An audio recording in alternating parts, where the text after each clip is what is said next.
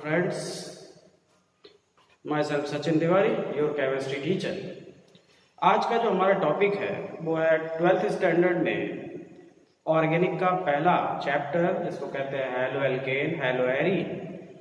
अब 12th standard में organic पढ़ने के लिए आपको सबसे इम्पोर्टेंट चीज़ होती है कि आप 11th स्टैंडर्ड का बेसिक ऑर्गेनिक केमिस्ट्री यानी GOC general organic chemistry, hydrocarbons, organic reaction mechanism, intermediates, effects, इन सब का डिटेल स्टडी ऑलरेडी कर चुके हैं।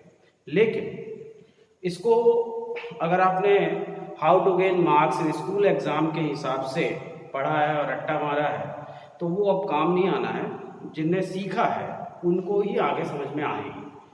तो सबसे इम्पोर्टेंट चीज़ ये है कि अगर आपको चैप्टर को सीखना है, रिएक्शन सीखनी है, तो इसमें क्या होता है कि आलसी लोगों के लिए बहुत मुश्किल हो जाता है, क्योंकि यहाँ पर आप जब तक आपको नॉलेज नहीं होगा, ज्ञान नहीं होगा, तब तक आप कोई चीज़ क्रिएट नहीं कर सकते, कोई क्रिएटिव एक्टिविटी रिएक्शंस के साथ नहीं कर सकते। साथ ही साथ आपको लैंग्वेज में भी समझने में भी प्रॉब्लम आएगी। इसलिए मेरा सोचना है कि अगर हम पहला टॉपिक शुरू करें तो उससे पहले कुछ छोटी बातें जो आपको 11th की स्टैंडर्ड की हैं वो पहले एक बार रिवाइज कराया जाए और फिर उसके बाद हम उसको अप्लाई करते हैं पढ़ने के पर्पज से। तो ठीक है, अब इसमें जब एंटर करते हैं तो सबसे पहली जरूरत होती है नॉमेनक्लेचर। नॉमेनक्लेचर में IUPAC नेम जब आप लिखते हैं तो IUPAC नेम का इतना कॉम्प्लिकेटेड इफेक्ट नहीं होता, क्योंकि वो एक हद तक आप कर पाते हैं। लेकिन ऑर्गेनिक कंपाउंड का जो कॉमन नाम है, कॉमन नेम और कमर्शियल नेम, ट्रेड नेम है, वो बनना बहुत जरूरी है। क्योंकि अगर आपको कॉमन नेम लिखते नहीं बनता या कॉमन नेम के हिसाब से आप स्ट्रक्चर नहीं बना सकते या आप कंफ्यूज्ड हैं कि ये कंपाउंड कौन सा है, तब तो आपको बहुत बड़ी प्रॉब्लम आने वाली है। इसलिए सबसे पहले बच्चे को बनना चाहिए क्या, रेडिकल। रेडिकल्स की जब बात करते हैं तो आपके लेवल में अगर मैं ये कहूँ कि आप अगर 25 ग्रुप्स जानते हैं, functional group as well as substituent group, 25 group जानते हैं, और अगर आपने 20 रेडिकल जान लिए तो आप 25 × 20 = 500 फार्मूले बनाना सीख लिए हैं।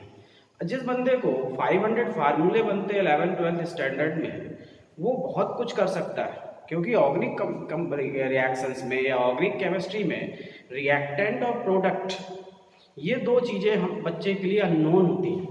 बीच में मैकेनिज्म होती है, जब वो रिएक्टेंट को ही नहीं पहचानता, उसके बारे में उस नाम नहीं जानता, स्ट्रक्चर नहीं बना सकता, प्रोडक्ट का स्ट्रक्चर नहीं बना सकता, तो ऑर्गेनिक मैकेनिज्म बहुत बन रही है या कम बन रही है, दोनों इशूलेस है। तो सबसे पहले आपको ये ध्यान देना होगा कि रेडिकल की स्टडी करनी चाहिए। आपको रेडिकल एनी हाउ बनना ही पड़ेगा। ग्रुप्स तो आपको याद होते हैं कि कोई क्लोरो, ब्रोमो, आयोडो बोले, अल्कोहल बोले, ईथर बोले, एल्डिहाइड बोले, साइनाइड बोले, तो ये याद होते हैं। रेडिकल्स में भी आपको कुछ याद होते हैं, कुछ आपको याद रखने पड़ते हैं। रेडिकल्स में सबसे बड़ी चीज़ ये है कि आपको 5 कार्बन तक के रेडिकल्स की जरूरत है आपके सिलेबस के हिसाब से। ये रेडिकल 3 तरीके से आपको पढ़ने हैं। एक तो एलिफेटिक कार्बन चेन यानी सिंगल बॉन्डेड स्ट्रक्चर में, दूसरा आपको अनसेचुरेटेड रेडिकल, अनसेचुरेटेड में भी बहुत गिनती की 2-3 हैं, और एरोमेटिक रेडिकल या एरीन रेडिकल, उसमें भी आपको जरूरत पड़ी है 4-5 की। कुल मिला के लगभग 21 रेडिकल्स हैं, उनमें से कुछ आप जानते हैं। तो शुरुआत करते हैं। अब रेडिकल पढ़ना है तो बंदे को एक ज्ञान और होना चाहिए, डिग्री ऑफ कार्बन। तो नो डाउट आप जो 11th स्टैंडर्ड पास आउट हो तो आप डिग्री ऑफ कार्बन के बारे में तो सब कुछ जानते हो कि अगर मैं कहता हूँ कि कोई कार्बन चेन है और कोई एक कार्बन पर्टिकुलर जिसके बारे में आप बात कर रहे हैं, वो कार्बन एक कार्बन से डायरेक्ट जुड़ा है तो 1 डिग्री प्राइमरी कार्बन है। अगर वो कार्बन से 2 कार्बन जुड़े हुए हैं तो वो 2 डिग्री कार्बन है या सेकेंडरी कार्बन है। अगर उस कार्बन से 3 ब्रांच निकल रही हैं, 3 कार्बन जुड़े हुए हैं, तो वो 3 डिग्री कार्बन है या टर्सरी कार्बन है। और ऐसे ही है, अगर उस कार्बन से 4 कार्बन निकल रहे हैं कि एक कार्बन है और इससे इधर कार्बन, इधर ऊपर नीचे 4 कार्बन जुड़े हुए हैं, तो वो 4 डिग्री कार्बन यानी क्वाटरनरी कार्बन है। क्लियर? ये आप जानते हैं। अब आपको जानना ये है कि रेडिकल बनते कैसे। तो आपको सीधे ये याद रखना है कि एनी हाइड्रोकार्बन किसी भी हाइड्रोकार्बन से मैं कार्बन हाइड्रोजन बॉन्ड को ब्रेक कर देता हूँ। कार्बन हाइड्रोजन बॉन्ड को ब्रेक करने की कहीं भी पॉसिबिलिटी बन सकती है। जहां भी कार्बन हाइड्रोजन बॉन्ड ब्रेक होगा तो हाइड्रोजन रिलीज आउट हो जाएगा, यानी सब्स्टिट्यूट होगा किसी के साथ। जब वो हाइड्रोजन हट जाएगा तो उस कार्बन की वो वैलेंसी खाली बच जाएगी। This species is known as radical, यानी active organic species which are form after release of hydrogen during the organic reactions are termed as radical. These are highly active and always try to attach any substituent group to form a stable product by substitution reaction or else other. तो सबसे important बात कि आपको ये clear हो गया। तो radical में अब आप डिग्री ऑफ कार्बन जानते हैं। कुछ रेडिकल्स की मैं बात करूं अगर, तो आपको मैंने पहले बोला कि 5 कार्बन तक के रेडिकल, ये रेडिकल आपको एकदम क्या होना चाहिए, स्क्रीन शॉट आपके दिमाग में एकदम रटे हुए चाहिए कि कोई बंदा बोलता है आपसे कि भाई नियोपेंटिल अल्कोहल का। अब नियोपेंटिल अल्कोहल, तो यहाँ पे बंदा क्या होता है, अल्कोहल तो उसके दिमाग में आता है, नियोपेंटिल पे घंटी बज जाती है ना। कोई बोल दिया आपको कि यार आइसोब्यूटिल क्लोराइड है, सेकेंडरी ब्यूटिल अल्कोहल है, तो फिर यहाँ पर दिक्कत होती है। तो सबसे इंपॉर्टेंट चीज रेडिकल्स की अगर मैं बात करूं तो 1 कार्बन में किसी बच्चे को दिक्कत नहीं होती। सब जानते हैं कि मीथेन में से एक हाइड्रोजन रिलीज करेंगे, मीथेन एक कार्बन है तो इसमें कोई डिग्री का इशू नहीं है। ऐसा करने पे आपको रेडिकल मिलेगा जिसको आप मेथाइल रेडिकल बोलेंगे, कि मेथाइल रेडिकल या मेथिल रेडिकल आपको मिला, इसके बारे में आप जानते हो। आजकल सीबीएसई जो हो गया एनसीईआरटी में और कॉम्पिटिशन्स में मेथिल ग्रुप को सामान्य फार्मूले के रूप में ना रिप्रेजेंट करके कोड एब्रिविएशन यूज करते हैं, एमी, यानी एमी लिख दिया तो बंदे को क्लियर हो गया कि मेथिल के बारे में बात कर रहे हैं। दूसरा अगर लें और 2 कार्बन ले लें, 2 कार्बन लेंगे तो ये CH3 यानी इथेन है मेरे पास। इस इथेन में 2 कार्बन है, ये कार्बन एक कार्बन से डायरेक्ट जुड़ा है यानी 1 डिग्री है, ये कार्बन भी एक कार्बन से ही डायरेक्ट जुड़ा है तो 1 डिग्री है, यानी ये दोनों कार्बन 1 डिग्री कार्बन है। अब ये आपकी चॉइस है कि आप किससे हाइड्रोजन हटाना चाहते हो। क्यों? क्योंकि दोनों एक जैसे हैं तो कहीं से भी हटा सकते हो। लेकिन जनरल प्रैक्टिस में हम ऑर्गेनिक रिएक्शंस को हमेशा लेफ्ट से राइट की ओर लिखते हैं, इसलिए आपको हमेशा कोशिश ये करना है कि जो हाइड्रोजन हटाए वो हमेशा राइट हैंड साइड में अपनी कॉपी के राइट हैंड साइड से हटाने की कोशिश करें। तो मैं अगर इसके 1 डिग्री हाइड्रोजन को रिप्लेस कर देता हूँ तो मेरे पास मिलता है CH3CH2, और हर बंदा इसको जानता है कि एथाइल है, एथाइल रेडिकल है या एथिल रेडिकल है, चॉइस इज योर, आप कुछ भी बोलिए, एथिल रेडिकल या एथाइल रेडिकल है। अब हम ये जानते हैं कि ऑर्गेनिक केमिस्ट्री में मॉलिक्यूलर फॉर्म का यूज ज़्यादा होता है कि भाई हम स्पेस कम इन्वेस्ट करना चाहते हैं, हमको चाहते हैं बहुत कम जगह लगे और फालतू में स्ट्रक्चर बहुत बड़ा ना हो जाए। तो आप लोग 11th में सब सीख चुके हो कि 2 कार्बन है और 5 हाइड्रोजन है, तो शॉर्ट में मैं इसको C2H5 भी लिख सकता हूँ, ये एथाइल रेडिकल है। कॉम्पिटिटिव एग्जाम्स में आजकल बहुत रेयरली एथाइल लिख के आता है, कोड यूज होता है एब्रिविएशन कोड, और वो कोड होता है ET। एथाइल के लिए कोड होता है ET। तो ये दो तो बहुत सिंपलेस्ट फॉर्म ऑफ रेडिकल है जो मुझे लगता है कि हर बच्चे को क्लियर है। अब 3 कार्बन में आते हैं तो होता क्या है, प्रॉब्लम 3 कार्बन से शुरू होती है, और 3 कार्बन जब बोलता हूं मैं और वो एलिफेटिक कार्बन चेन के बारे में बात बोल रहा हूं तो आप सब लोग जागरूक हो और आप सबको मालूम है कि अब मैं प्रोपेन की बात करूंगा। तो चलो मैं प्रोपेन में आता हूं और मैं बोलता हूं बेटा ऐसा है कि बच्चे लोग मैंने प्रोपेन लिख दिया। अब आपके दिमाग में घंटी बजनी चाहिए कि भाई ये प्रोपेन में मुझे 3 कार्बन दिख रहे हैं। ये 3 कार्बन जो मुझे दिख रहे हैं इसमें सबसे पहले मैं ओरिएंटेशन की डिग्री पता कर लूँ। तो आप देखोगे कि ये वाला कार्बन एक ही कार्बन से जुड़ा है तो 1 डिग्री है, ये 2 कार्बन से जुड़ा है तो 2 डिग्री है, और ये भी एक ही कार्बन से जुड़ा है तो 1 डिग्री है। कितने टाइप की वैरायटी आपको मिल रही है? बोलोगे यार 2 टाइप की वैरायटी मिल रही है, एक तो मुझे मिल रहा है 1 डिग्री कार्बन और एक मुझे मिल रहा है 2 डिग्री कार्बन। 1 डिग्री आपको दोनों तरफ मिल रहा है, लेकिन आपको सेलेक्ट एक करना है, और मैंने अभी बताया लेफ्ट से राइट की ओर, तो राइट हैंड साइड का 1 डिग्री आपको सेलेक्ट कर लेना है। यानी ये जो प्रोपेन है मेरे पास ये मुझे 2 रेडिकल देगा। अब ये कौन से दो रेडिकल होंगे, तो इसमें ये कोशिश ये करिए कि बहुत नियम कायदे में मत पढ़िए, आपके दिमाग में ये रेडिकल्स की पिक्चर एकदम छप जानी चाहिए, है ना, तो उससे अच्छा होता है। बहुत नियम की जरूरत नहीं है कि किसी का नाम क्या, मेरा नाम सचिन है तो है, आपने सुन लिया, आपको याद हो गया। इसका नाम आइसोप्रोपिल होगा तो वो है। बहुत नियम बाद में लगाइएगा, पहले सीखने की कोशिश करिए। नॉर्मल प्रोपिल है तो सीखने की कोशिश करिए। तो इसमें दो केस होंगे, एक बंदा बोलेगा हमने माइनस हाइड्रोजन किया फ्रॉम 1 डिग्री कार्बन, तो 1 डिग्री कार्बन से हाइड्रोजन निकालने के बाद उसको मिला ये। जब ये स्पीसीज मिली है तो तय बात है, तो ये तय बात हो गई कि भाई अगर 1 डिग्री से मिल रहा है तो इसको मैं बोलूंगा कि ये नॉर्मल प्रोपिल इसका नाम है। यानी 1 डिग्री कार्बन से जो मुझे प्रोपेन का रेडिकल मिल रहा है उसको नॉर्मल प्रोपिल कहते हैं। अब यहाँ पे दो बातों को मैं चाहता हूँ कि आप बहुत दिमाग में रखो। नॉर्मल प्रोपिल में कभी भी नॉर्मल स्पेलिंग लिखने की कोशिश मत करिए, एन लिखिए, एन प्रोपिल। बोलिए नॉर्मल, लिखिए एन, यानी नॉर्मल लिखना नहीं है और एन बोलना नहीं है, एन प्रोपिल ना, नॉर्मल प्रोपिल। और राइटिंग के समय पे आप नॉर्मल की स्पेलिंग ना लिख के एन लिखिए। क्लियर? इसी तरह से अब मैं बोलूँ कि यार प्रोपेन में 2 डिग्री कार्बन से एक हाइड्रोजन को रिप्लेस कर रहा हूँ मैं, तो 2 डिग्री कार्बन से जब मैंने एक हाइड्रोजन को रिप्लेस कर दिया है तो इसका मतलब है कि वो हाइड्रोजन जो 2 डिग्री कार्बन से रिप्लेस करने पे मुझे मिल रहा है ये स्पीसीज। अब ऑर्गेनिक में आप जानते हो कि कोई चीज स्ट्रेट है उसको मैं बैंड कर सकता हूँ, उसको अलग अलग तरीके से लिख सकता हूँ। तो इसको अगर मैं बैंड कर दूँ तो ज़्यादातर इसको ऐसे लिख दिया जाता है। तो ये दोनों एक ही चीज है और इसको हम क्या कहते हैं, आइसोप्रोपिल। क्लियर? तो this one is known as isopropyl. तो आपको एकदम दिमाग में क्लियर हो जाए कि प्रोपेन के दो रेडिकल होते हैं। First one is normal propyl.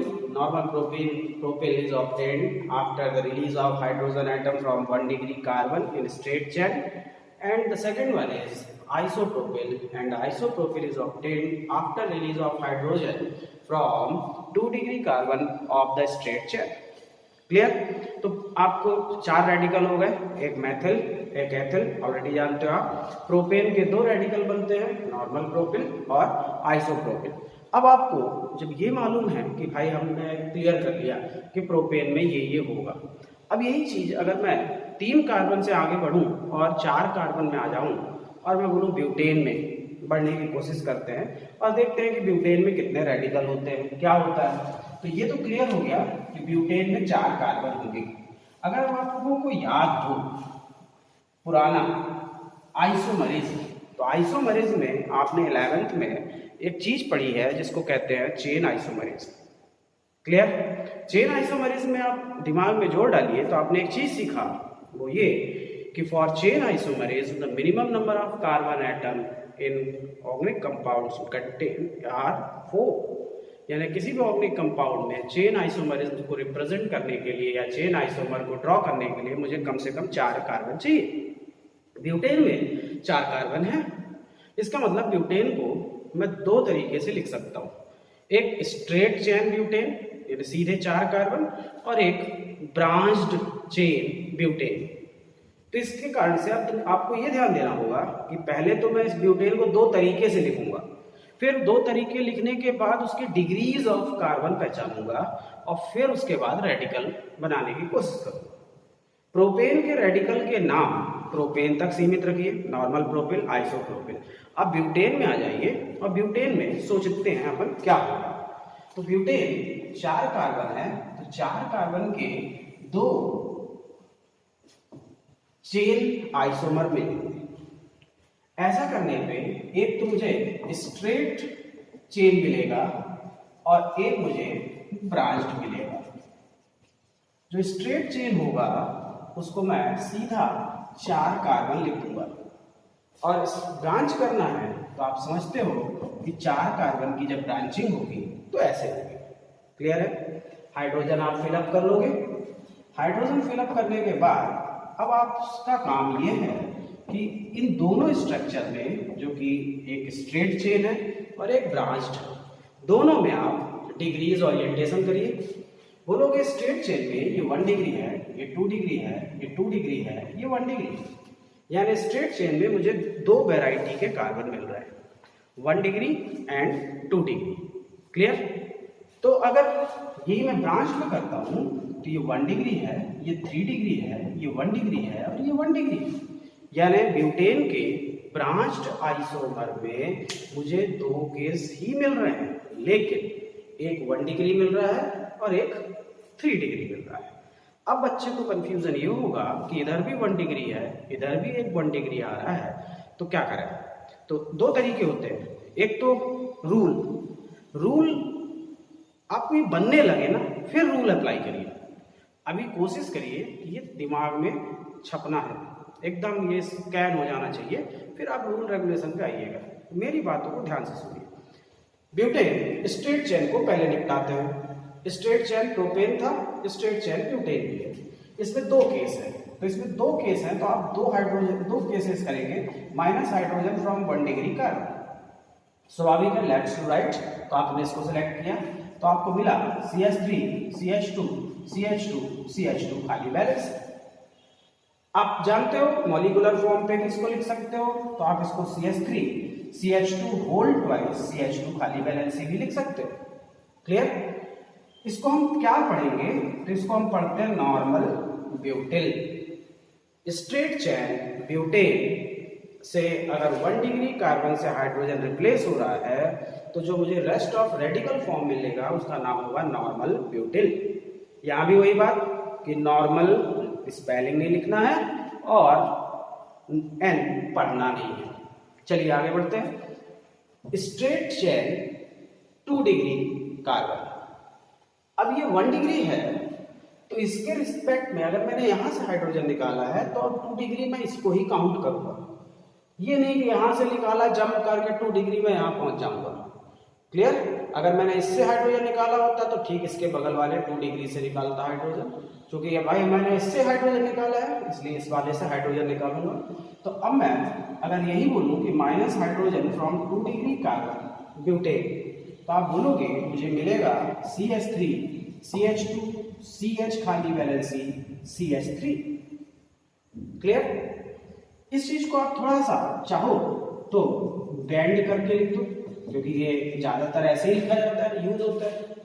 ये चीज आपको दिख रही है, अब यहाँ पर ध्यान देना है। ब्यूटेन में जब पढ़ रहे हैं तो आप प्रोपेन से अगर कंपेयर करो तो प्रोपेन में स्ट्रेट चेन 1 डिग्री था नॉर्मल प्रोपेन और 2 डिग्री था आइसोप्रोपेन। ब्यूटेन में स्ट्रेट चेन 1 डिग्री है नॉर्मल ब्यूटेन और जो 2 डिग्री आपको मिल रहा है 2 डिग्री वो आइसोब्यूटिल नहीं है। क्लियर? उसको हम पढ़ेंगे सेकेंडरी ब्यूटिल। सेकेंडरी ब्यूटिल यानी इस रेडिकल का नाम है सेकेंडरी ब्यूटिल। क्लियर? तो ब्यूटेन में हमारा स्ट्रेट चेन अरेंजमेंट होने के बाद स्ट्रेट चेन में 2 रेडिकल मिलते हैं, एक 1 डिग्री कार्बन से, उसको हम कहते हैं क्या, नॉर्मल ब्यूटिल, और एक 2 डिग्री कार्बन से जिसको हम आइसोब्यूटिल नहीं कहते हैं, उसको हम कहते हैं सेकेंडरी ब्यूटिल। सेकेंडरी ब्यूटिल में फिर वही बात कि इसको हम सेकेंडरी स्पेलिंग नहीं लिखते हैं और पढ़ते समय सेक पढ़ते नहीं है कि सेक ब्यूटिल। आपको पढ़ना सेकेंडरी ब्यूटिल है बट लिखना SEC सेक। क्लियर? क्लियर है बात? चलिए ब्यूटेन में अब आइए ब्रांच में। तो जब ब्रांच में आप पहुंचते हो तो ब्रांच में पहुंचने पे आपके 2 केसेस हैं, minus hydrogen from 1 degree carbon. 3 1 degree है, ये चक्री में से जो आपको अच्छा लगे आप उसको 1 डिग्री कंसीडर करके हाइड्रोजन निकाल डालो। लेकिन आपको ध्यान ही रखना है कि बुक हो या आपकी कॉपी हो, आप लेफ्ट से राइट की ओर आगे बढ़ते हैं तो हमेशा कोशिश करिए कि मोस्ट इफिशिएंट स्ट्रक्चर मिलेगा राइट हैंड साइड से। ठीक है? तो जब राइट हैंड साइड से मैं इस कार्बन से हाइड्रोजन हटाऊंगा तो मुझे मिलेगा CH3 CH CH3 CH2 खाली बैलेंस। इस रेडिकल को पढ़ते हैं आइसोब्यूटिल। क्लियर बात? दिमाग में बैठाना है कि straight chain butane 1 degree normal butyl, but branched chain butane 1 degree is isobutyl. अब आप इसको प्रोपेन से कंपेयर नहीं करोगे कि वहाँ आइसोप्रोपिल 2 डिग्री था, यहाँ आइसोब्यूट, ऐसा नहीं करना है। वो स्ट्रक्चर का रूल होता है जो कि मैं आगे बताऊंगा। पहला मेरा कोशिश ये है कि आप चीज़ों को पहचान लें, आपको दिमाग में वो चीज़ पड़ जाए, स्केल हो जाए, फिर रूल मैं बता दूंगा। अब यही 3 डिग्री देखो तो 3 डिग्री एक ही है, तो स्वाभाविक है, कोई ऑप्शन नहीं है। -3 हाइड्रोजन फ्रॉम 3 डिग्री कार्बन। ऐसा करने से आपको मिलेगा CH3 C खाली वैलेंसी CH3 CH3। आपने इसको ऐसे लिखा। एक बंदा बोलेगा नहीं यार मैं इसको थोड़ा सा डिजाइन बदलूंगा, CH3 CH3 CH3 C खाली वैलेंसी। ज्यादातर ऑर्गेनिक में इस तरह से रिप्रेजेंट किया जाता है। ये तो प्रैक्टिस बेस्ड है, जितना आप लिखते हो उतना आपसे बनता है। यही चीज मैथमेटिकली हम इसको और मॉलिक्यूलर फॉर्म में कर लें, CH3 होल थ्राइस C, क्योंकि 3 CH3 है। CH3 whole thrice C butane में ब्रांच्ड 3 डिग्री रेडिकल को हम कहते हैं टर्सरी ब्यूटेन। क्लियर? तो अब आपको ये क्लियर हो गया कि ब्यूटेन में हमारे पास कुल 4 रेडिकल है। 4 रेडिकल कौन कौन से हैं? बोले यार, एक तो स्ट्रेट चेन में 2 रेडिकल मिलते हैं, एक normal butyl from 1 degree carbon, एक secondary butyl from 2 degree carbon, while in branched butane there are 2 radicals are formed. The radical formed by branched 1 degree butane is known as isobutyl, and the radical formed by 3 degree carbon of branched butane is known as tertiary butyl. Clear? अब आप लोग के पास radicals हो गए कितने? 8। कौन कौन से? मेथिल या मिथाइल, एथिल या एथाइल, प्रोपेन में 2 case, normal propyl, isopropyl, butane के 4 case, normal butyl and secondary butyl for straight chain, and for branched butane क्या मिला आपको? Isobutyl and tertiary butyl. मुझे लगता है कि परफेक्ट। आपको मैं एक एक्सपीरियंस की बात बता रहा हूँ कि होता क्या है, ऑर्गेनिक एक लैंग्वेज, भाषा है, like English, like Punjabi, Tamil. Organic is a mode of expression, mode of writing. ये एक आर्ट है। ये आर्ट आपको पढ़ने से आपके कंसेप्ट्स क्लियर हो जाएंगे, पढ़ने से आपको नियम बनने लगेंगे, लेकिन स्ट्रक्चर्स को फास्ट मूव लिखना आपकी प्रैक्टिस पे डिपेंड करता है कि आप उस चीज को कितनी बार लिखते हैं। जितना ज्यादा आप लिखेंगे ऑर्गेनिक को, उतनी ही ज्यादा बनने का आपका चांस रहेगा। क्योंकि किसी चीज का फार्मूला बनना अलग बात है, लेकिन उसको लिखना अलग बात है। ये वैसे ही हो गया कि कोई इलिटरेट आदमी से बोला जाए एजुकेशन लिखो, तो वो एजुकेशन की स्पेलिंग ही नहीं जानता, लेकिन वो एजुकेशन सुना है, उसको एजुकेशन मालूम है। तो एजुकेशन बनना, एजुकेशन का मतलब बनना अलग चीज़ है, एजुकेशन लिख पाना अलग चीज़ है। तो मैं आपको यही सलाह दूंगा कि ऑर्गेनिक को खूब लिखिए। जितना ज़्यादा से ज़्यादा आप रफ भरेंगे, उतना चांस है आपसे ऑर्गेनिक बनने का। क्लियर? यही तरीका है। बाकी मैंने भी यही तरीका किया है ना। पास्ट में 18 साल की उम्र से जब पढ़ाना शुरू किया तो फिर मैंने भी यही तरीका अपनाया था, खूब लिखता था। आज 22 साल से लिख रहा हूँ, तो थोड़ा सा कॉन्फिडेंस आया है। क्लियर? आगे बढ़िए। तो अब ये तो क्लियर हो गया कि 4 कार्बन तक तो हम पहुँच गए। चलिए हम 5वें कार्बन पे जाते हैं। 5 कार्बन पे जब हम एंटर करेंगे तो उसको हम पेंटेन बोलेंगे। अब पेंटेन जब मिलेगा तो मुझे पेंटेन में 6 रेडिकल मिलने की संभावना है। कैसे? जब ब्यूटेन में आपने बना दिए 2 चेन आइसोमर, तो आप अंडरस्टूड है, आपको मालूम है कि पेंटेन के कुल 3 चेन आइसोमर बनेंगे, और 3 चेन आइसोमर बनेंगे तो कुछ केसेस अलग अलग होंगे। तो पेंटेन के रेडिकल्स को देखते हैं। तो अगर मैं पेंटेन की बात कर रहा हूँ तो चलिए इसको अरेंज करते हैं। तो पेंटेन यानी जिसमें 5 कार्बन होंगे, अगर 5 कार्बन होंगे तो मैं इस 5 कार्बन को 3 आइसोमर ड्रॉ करूंगा। पहला आइसोमर स्ट्रेट चेन 5 कार्बन सीधे सीधे लिख दूंगा।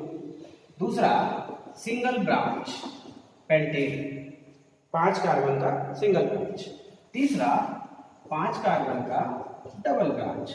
ये तो मुझे लगता है कि चेन आइसोमर आप बना सकते हैं। तो ये 3 पॉसिबिलिटी होगी।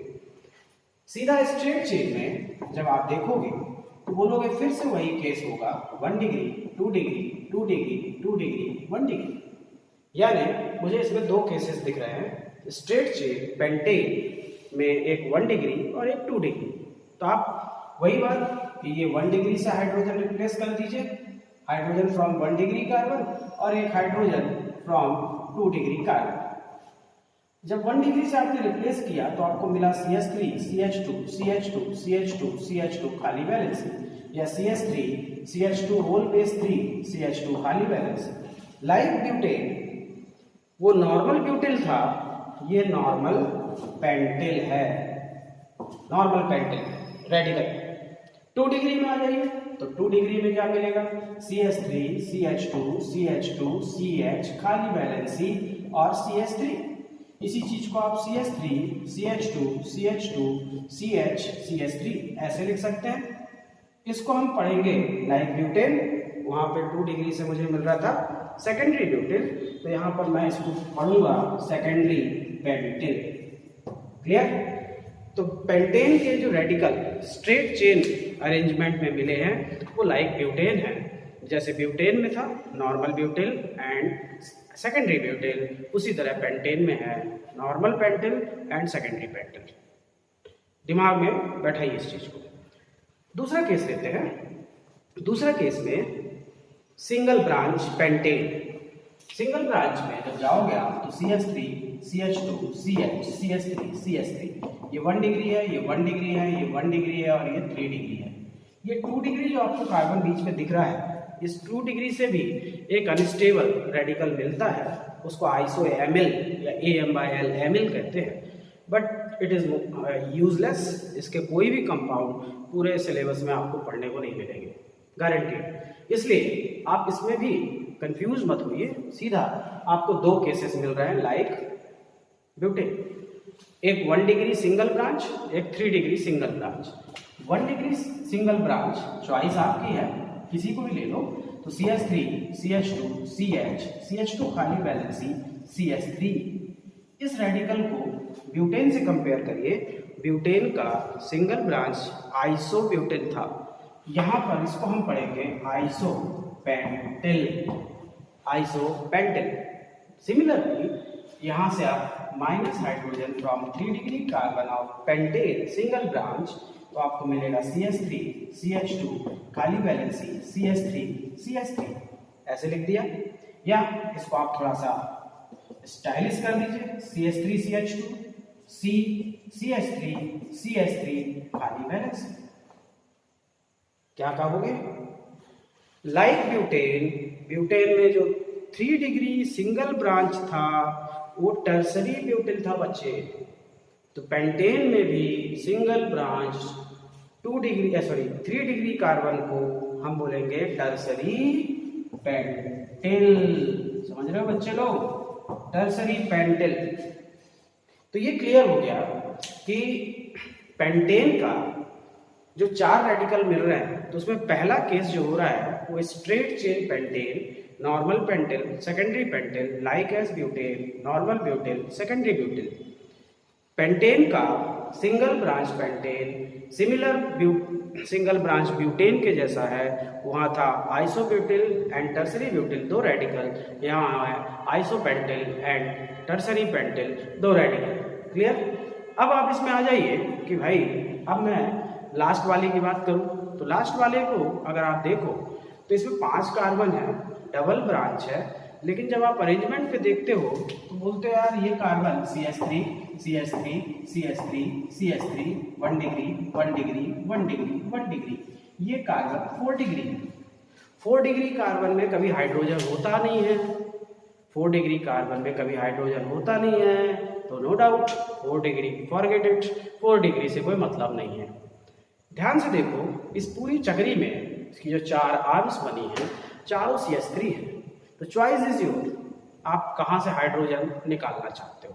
लेकिन फिर वही बात, लेफ्ट से राइट लिखने की आदत होती है, तो हमेशा राइट हैंड साइड से ही हाइड्रोजन निकालने की कोशिश करो। तो मैं इस कार्बन से अगर हाइड्रोजन निकाल दूँ, minus hydrogen from 1 degree, single की जगह डबल ब्रांच, तो ये हो जाएगा CH3 CH3 CH3 CH2 खाली बैलेंस। इसको क्या कहते हैं, तो आप में से बहुत लोगों को ये मालूम होगा, इसको कहते हैं पेंटिल है, तो इसको कहते हैं neo pentyl, NEO, neo, neo pentyl. Clear? तो आपको अब ये मालूम हो गया कि अब हमारे पास पेंटेन के रेडिकल्स की संख्या 5 है, जिनका हमको यूज करना है। Single branch normal pentyl, secondary pentyl, single straight chain, single branch 1 degree isopentyl and 3 degree tertiary pentyl, and double branch 1 degree is neopentyl. Okay, तो मुझे लगता है इस चीज को आप बहुत इजीली समझ पा रहे हो कि क्या है। तो अभी तक जो हमारे रेडिकल्स हो गए हैं उसको हम फिर से अगर बोलें तो हमारे पास हो गया methyl, ethyl, normal propyl, isopropyl 4।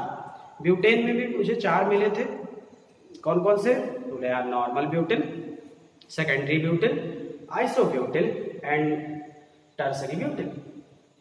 तो इधर मुझे पेंटेन में भी मिल रहे हैं 5, normal pentyl, secondary pentyl, isopentyl and tertiary pentyl, and finally last one is from double branch is नियोपेंटिल।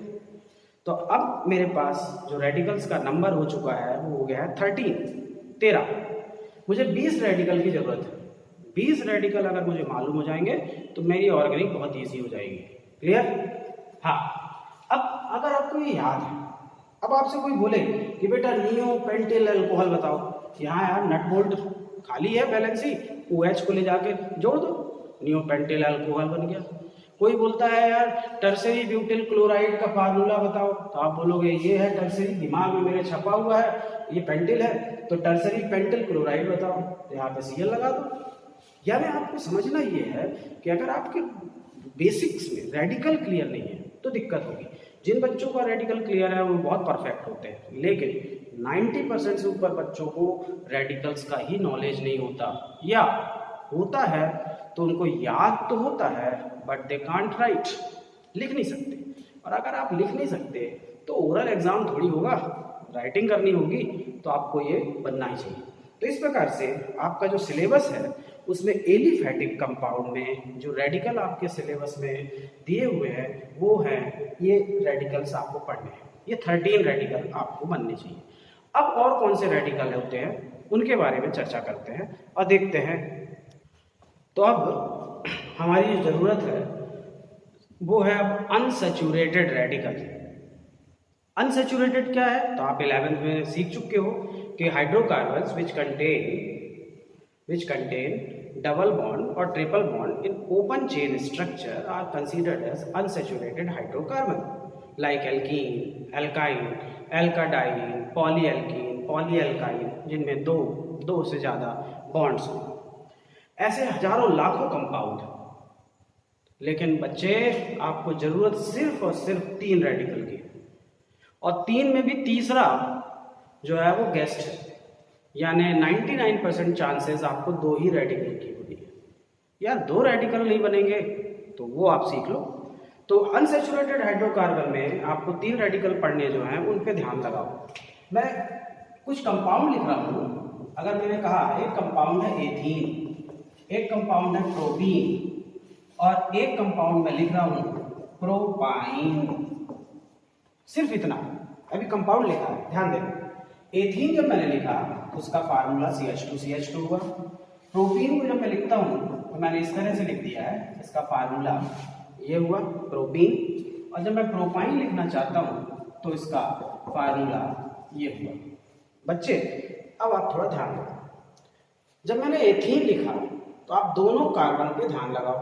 बोले यार दोनों कार्बन एक जैसे हैं, CH2 और जो डबल बॉन्ड है वो दोनों में इक्वली डिस्ट्रीब्यूट है, दोनों में शेयर्ड है। इसका मतलब दोनों कार्बन एक जैसे हैं। किससे हटाओगे हाइड्रोजन? बोले जिससे मानो हटा दो, बस। फिर वही लेफ्ट से राइट। तो मेरी इच्छा है मैं इस वाले से हाइड्रोजन हटा दूं, डिग्री का कोई इशू नहीं है यहाँ।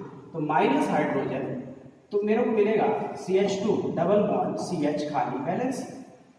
ये रेडिकल मान के चलो आप हैलाइड, अल्कोहल, ईथर, एल्डिहाइड में बहुत फ्रिक्वेंट यूज होगा। और इस रेडिकल को आप में से बहुत लोग जानते होंगे। इसको हम पढ़ते क्या है? इसको हम पढ़ते हैं कि ये रेडिकल कौन सा है? ये है वाइनल रेडिकल या विनाइल रेडिकल। ये प्रोनाउंसिएशन फ्रीडम है, स्टेट बाय स्टेट अलग अलग जोन में अलग अलग तरीके से लोग बोलते हैं। कुछ विनाइल बोलते हैं, कुछ वाइनल बोलते हैं, मोस्ट प्रोबेबली विनाइल। ठीक है, तो विनाइल ये रेडिकल बोले बहुत सरल है यार ये तो विनाइल।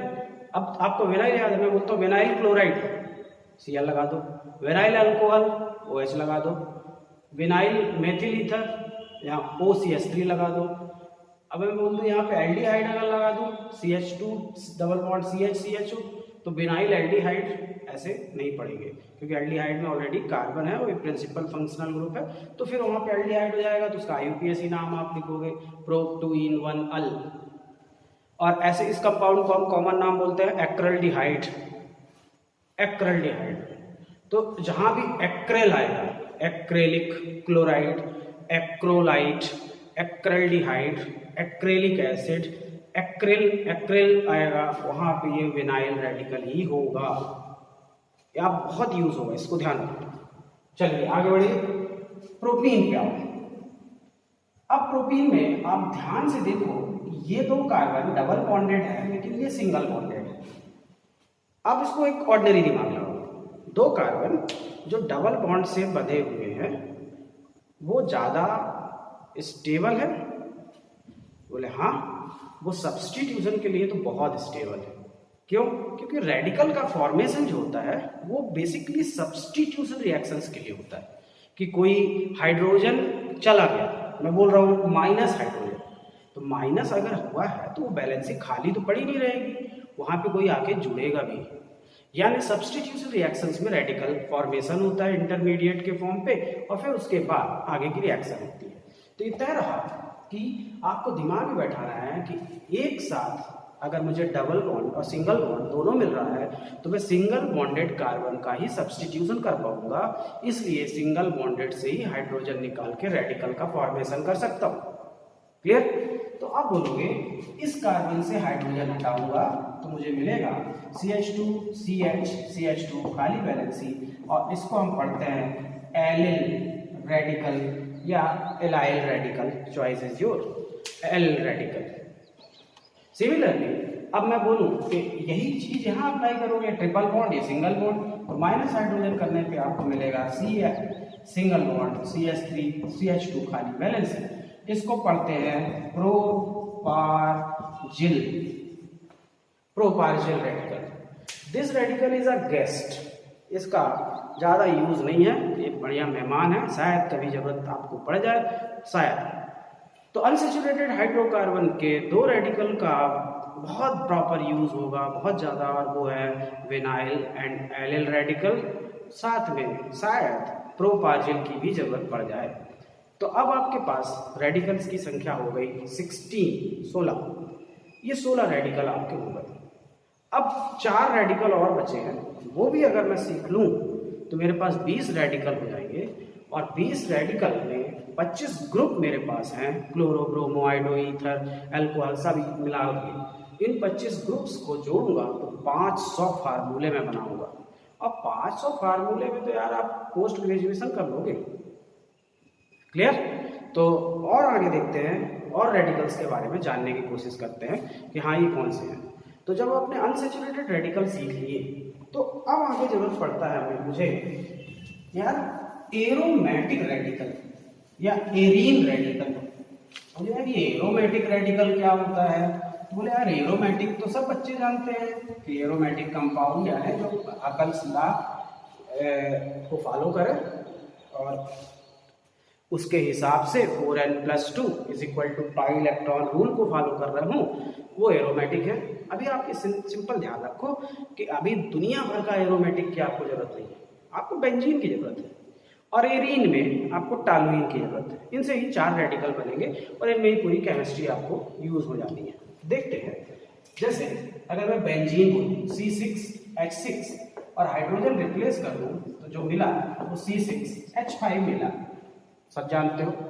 लेकिन अगर मैं इसको बेंजीन को रिंग फॉर्म में लगाऊं और माइनस हाइड्रोजन करूं तो चॉइस इज योर, क्योंकि आपको मालूम है कि हर जगह पे हाइड्रोजन है, सभी कार्बन के साथ, सभी डबल बॉन्डेड कार्बन के साथ हाइड्रोजन है। चाहे आप इसको कैलकुलेट अल्टरनेट डबल बॉन्ड में बनाइए, चॉइस इज योर, और चाहे आप इसको हाइब्रिड स्ट्रक्चर हकल्स लॉ में बनाइए, आपकी इच्छा।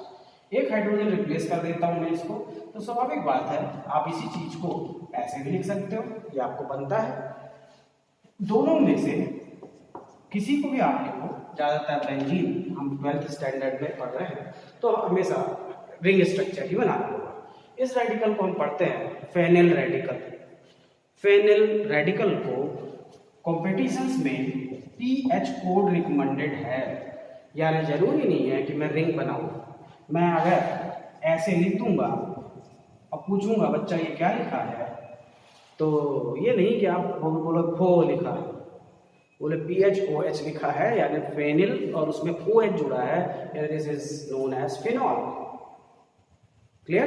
तो पीएच कोड रिकमेंडेड है। सिमिलरली कुछ और ऊंचा लेवल में चले जाए तो बेंजीन रिंग को का जो फेनिल रेडिकल है उसको फाई रिकमेंडेशन भी है, फाई साइन का लगा दे तो वो भी फेनिल होता है। क्लियर? तो अब आपको ये चीज मालूम हो गई कि भाई बेंजीन का रेडिकल फेनिल है। चलिए आगे बढ़िए। अब हमारे पास 17 रेडिकल हो चुके हैं, अब बच गए 3। तो एरीन क्या है? एरीन जब मैं बोलता हूं तो आप जानते हो कि ऐसा हाइड्रोकार्बन जिसमें बेंजीन रिंग के साथ कार्बन चेन अटैच हो, जिसमें बेंजीन न्यूक्लियस का काम करे और कार्बन चेन का काम करे, कार्बन चेन जो है वो ब्रांच फॉर्म पे रहे, वो एरीन है। Like toluene, ethyl benzene, cumene, है ना, ये सब एरीन कैटेगरी में आते हैं। एरीन लेता हूं मैं। एरीन में मैंने एग्जांपल ले रखा है जिसकी आपको जरूरत पड़नी है, वो एक छोटा सा कंपाउंड जिससे पूरे क्वेश्चन आपको सॉल्व करने होंगे, टॉलुइन। टॉलुइन पे ध्यान दो तो आप बोलोगे कि यार यहाँ पर बेंजीन डबल बॉन्ड है, अल्टरनेट डबल बॉन्ड्स है, और एक मेरे पास CH3 सिंगल बॉन्ड के साथ भी है। तो क्या प्रेफर करोगे आप? सब्स्टिट्यूशन जब कराना चाहते हो तो आप बेंजीन और simple straight carbon chain sp3 hybridization के साथ जो कार्बन है उस पर करोगे कि बेंजीन रिंग पे? तो स्वाभाविक है कार्बन चेन पे करूंगा, एरीन में। तो मैं इस कार्बन को सेलेक्ट कर रहा हूं। आप इस कार्बन को ध्यान से देखो और पूछो इससे कि भाई तेरे में कितने हाइड्रोजन है? बोलेगा 3 हाइड्रोजन है। तो इन 3 हाइड्रोजन को मैं एक एक करके हटाता हूं। 1 हाइड्रोजन, 2 हाइड्रोजन, 3 हाइड्रोजन। अगर मैंने 1 हाइड्रोजन हटाया तो क्या होगा, 2 हाइड्रोजन हटाए तो क्या होगा, और तीनों हटा दिए तो क्या होगा? अगर मैंने 1 हाइड्रोजन को हटा दिया तो आपको ये स्ट्रक्चर मिलेगा। अगर मैं 2 हाइड्रोजन को हटा दूंगा तो आपको ये स्ट्रक्चर मिलेगा, और अगर मैं तीनों हाइड्रोजन को हटा दूंगा तो आपको ये स्ट्रक्चर मिलेगा। अंडरस्टूड? चलिए, बोले यार ये तो मेरे को क्लियर हो गया है कि टॉलुइन से जो CH3 टोपी लगी हुई है बेंजीन की, उससे एक एक करके हाइड्रोजन हटा देंगे। 3 हाइड्रोजन है, मैंने 1 हटाया, फिर 2 हटाया, फिर तीनों हटा दिए, तो मुझे 3 रेडिकल्स मिल रहे हैं। इनके नाम क्या है? तो आप इनको रट लो। बोले ये है जिल, ये है जल, और ये है जो। जिल, जल, जो। बोले कैसा नाम? मैं बता रहा हूं आपको। एरीन के 3 रेडिकल जिनसे सबसे ज्यादा क्वेश्चन आपको करने हैं, उनको जिल, जल, जो। जिल, जल, जो कैसे? बोले जिल, जल, जो तो मुझे याद है, इसमें बेंजीन का BEN लगा दो, बेन, बेंजिल, बेंजल, बेंजो। याद हो गया? जिल, जल, जो, बेंजिल, बेंजल, बेंजो। बहुत सरल है बच्चे लोग, क्लियर। तो ये तो शुरुआत है, आगे आगे बहुत मजा आएगा। तो सबसे इम्पोर्टेंट चीज वो ये है कि रेडिकल जिससे बनता है वही फाइटर है, नहीं बाकी तो सब जो हैं वो बाहर बैठ के गेम देखते हैं कि भाई वो क्या है यार, उससे बनती कैसे है ऑर्गेनिक, मेरे से नहीं बनती। तो कारण ये है कि उनको कुछ बनता है, लिखते नहीं बनता, तो कहाँ से बनेगी ऑर्गेनिक। अब चलिए एक बार रिवीजन की बात आए, रेडिकल्स की बात की। 20 रेडिकल आपको याद हो जाने चाहिए, और 20 रेडिकल जो मैंने आपको बताए वो एक बार और सुनिए। आपने 1 कार्बन पे मेथिल पढ़ा, 2 कार्बन पे एथिल रेडिकल पढ़ा, 3 कार्बन आए तो 1 डिग्री और 2 डिग्री के हिसाब से आपने नॉर्मल प्रोपिल और आइसोप्रोपिल पढ़ा। 4 कार्बन आया तो आपके 2 ब्रांच हुए, स्ट्रेट चेन और branch isomer of butane. Straight chain में 1 डिग्री को आपने कहा नॉर्मल ब्यूटिल, स्ट्रेट चेन में 2 डिग्री को आपने कहा सेकेंडरी ब्यूटिल। इसी तरह ब्रांच 1 डिग्री को आपने कहा क्या आइसोब्यूटिल, और ब्रांच 3 डिग्री को आपने कहा टर्सरी ब्यूटिल। सिमिलरली 5 कार्बन में आए तो 5 कार्बन में 3 आइसोमर बने। Straight chain 5 carbon pentane, 1 degree carbon से जो मुझे रेडिकल मिला है वो है नॉर्मल पेंटिल। 2 डिग्री से जो मुझे मिला है स्ट्रेट चेन में वो था secondary pentyl. Branched single branched pentane में 1 डिग्री से जो मुझे रेडिकल मिला था वो था आइसो पेंटिल, और सिंगल ब्रांच्ड पेंटेन के 3 डिग्री कार्बन से जो मुझे रेडिकल मिल रहा है उसको मैं कहता हूँ क्या tertiary pentyl. And the final जो 5 कार्बन का डबल ब्रांच्ड स्ट्रक्चर था जिसमें कार्बन में चारों तरफ CH3 था, वहां पर मुझे एक रेडिकल मिल रहा है और वो है नियो पेंटिल। ठीक है बच्चे। फिर उसके बाद मैंने अनसेचुरेटेड हाइड्रोकार्बन की बात की। मैंने कहा 3 रेडिकल आपके पास है। एथीन से आपको विनाइल मिलता है, प्रोपीन से आपको एलिल रेडिकल मिलता है, और प्रोपाइन से आपको रेडिकल जो मिल रहा है उसका नाम है प्रोपार्जिन। फिर मैंने कहा एरोमेटिक रेडिकल। तो एरोमेटिक रेडिकल में आप बहुत अच्छे से जानते हो, आपको फेनिल पढ़ना है, C6H5 पढ़ना है, फाई पढ़ना है या PH पढ़ना है, उसको मैं ऐसे लिख सकता हूँ।